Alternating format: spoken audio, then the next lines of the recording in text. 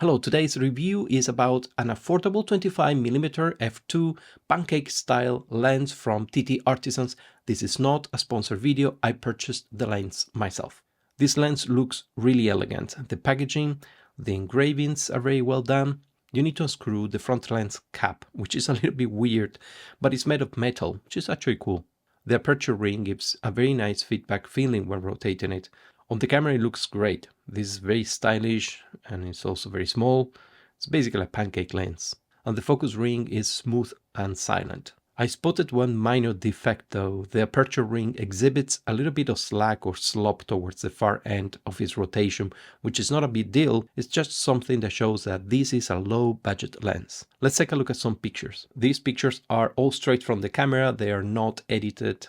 And for personal reasons, I'm not going to bother you right now. I only had a chance to take this lens out in the street for one day. The lens is really sharp. The contrast is really nice. It is a manual focus, so I did my best to get things in focus here. But as you can see, anyway, it's very, very nice. I really like this lens for street photography because it's very inconspicuous, small, and the focal length is very good to get not too far, not too close to people. Some of these pictures are framed weirdly because I was trying to take them without looking through the camera. I was just holding like this and going around trying to take some pictures. The lens produces a little bit of vignetting, as you can see in these corners. I don't know you, but for me this lens gives a little bit of a vintage kind of look. I didn't apply any Fujifilm color profile on this. It's just straight standard from the camera.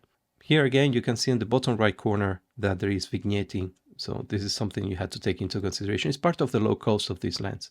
This is another picture that I kind of have this kind of vintage feeling. I don't know if you see the same. For street photography, I think this lens is really good. The crop factor is about 1.5 for an SPSC sensor. So it will give you an equivalent of a 37 to 38mm on a full frame camera. It is light, easy to carry around, as I said, really good for street photography. And also about the autofocus, if you learn how to use zone focus, then you will know what distances things are in focus. Basically, it's using the readings of the lens to calculate that. It's not that difficult to do. There are plenty of videos about that. I'm going to make one explaining how that works. Although for wide apertures, it might become difficult below 4, for example, to use the readings on the lens to know what is the zone that is in focus because it becomes shorter.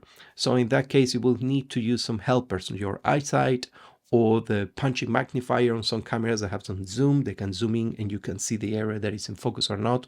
Also, you can use the peaking focus assistant, which basically highlights the areas which are in focus. Besides that, at the end, it's just a practice thing. You need to get used to it.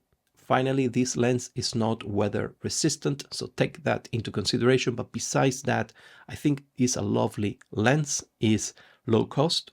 The image quality is great, good contrast, very sharp and light, easy to carry around, good for traveling, good for going to an event, any situation basically. The focal length is very versatile.